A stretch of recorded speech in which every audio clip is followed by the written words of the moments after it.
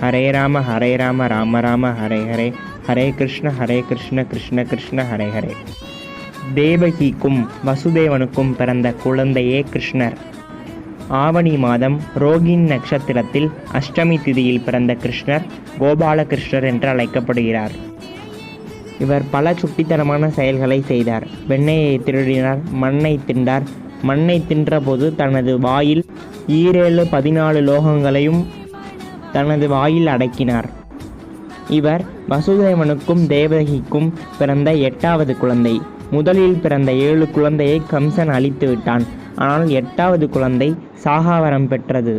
எனவே 8வது அவதாரமான கிருஷ்ணர் அவதாரம் கம்சனை அழிக்க உதவியது மற்றும் கோவர்தன மலையை தூக்கியது, ராதையை மனம் புரிந்தது.